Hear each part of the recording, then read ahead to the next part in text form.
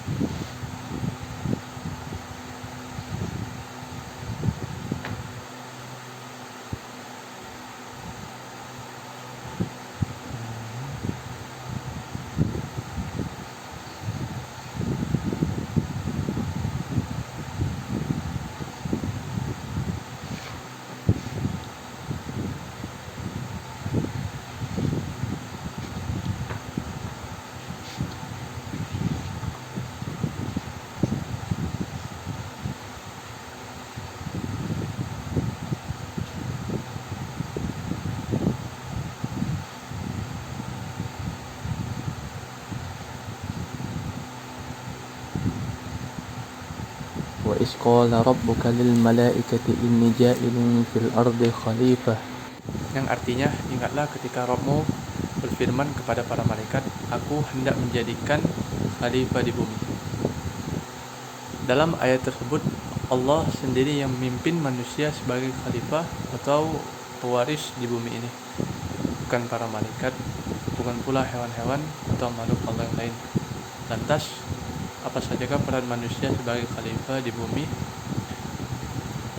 Khalifah pertama yang Allah utus di atas muka bumi yaitu Nabi Adam alaihissalam.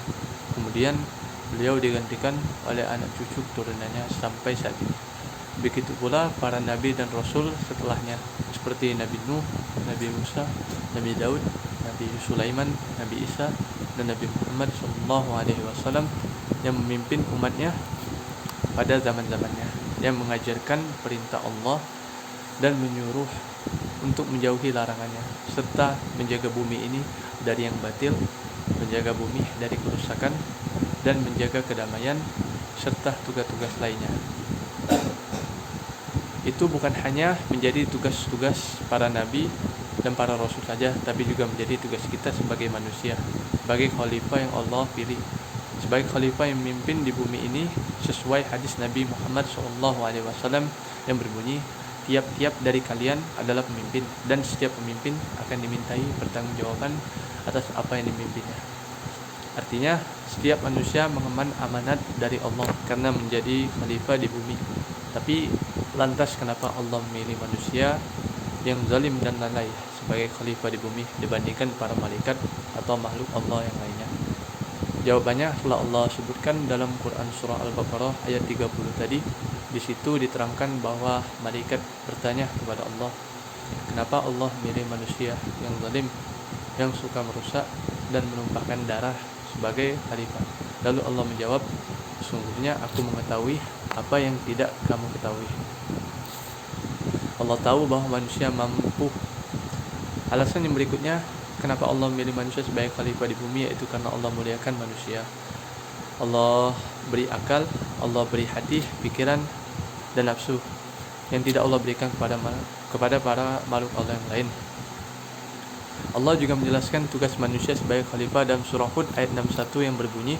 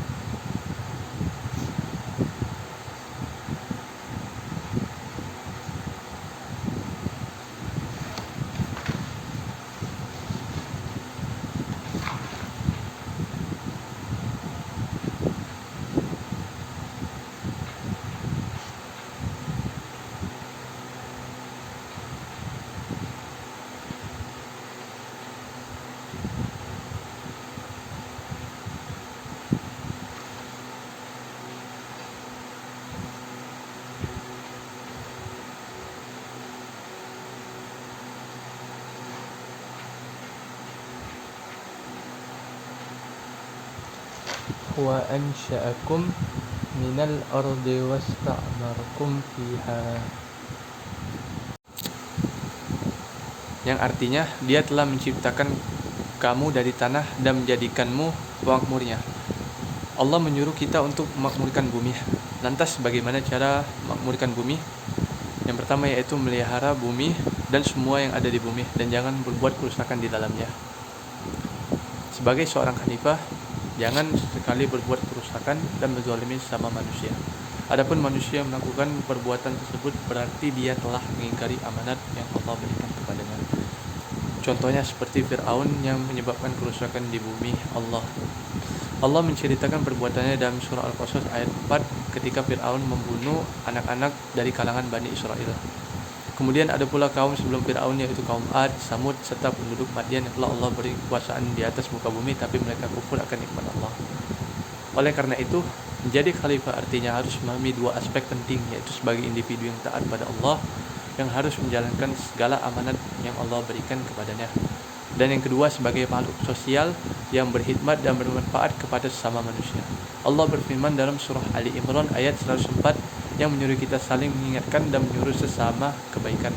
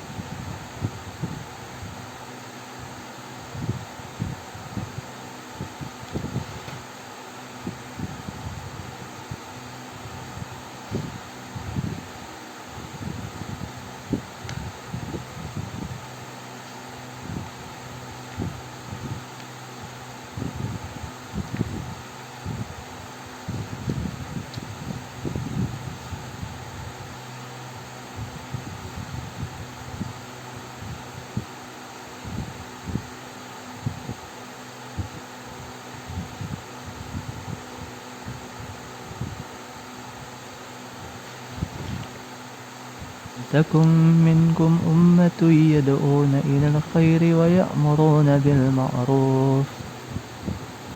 Dan hendaklah ada di antara kamu segolongan umat yang menyuruh kepada kebajikan, menyuruh kepada yang ma'ruf, dan mencegah dari yang munkar. Mereka lah orang-orang yang begitu. Kemudian Profesor Dr. Nasaruddin Umar, Imam Besar Masjid Istiqlal, menyebutkan kapasitas manusia ada dua, yaitu menjadi hamba yang taat dan menjadi khalifah. Tidak ada makhluk Allah yang punya tugas ganda selain manusia. Tugas kita yaitu memakmurkan bumi ini dan menjalankan perintah Allah dan menjauhkan apa yang Allah larang.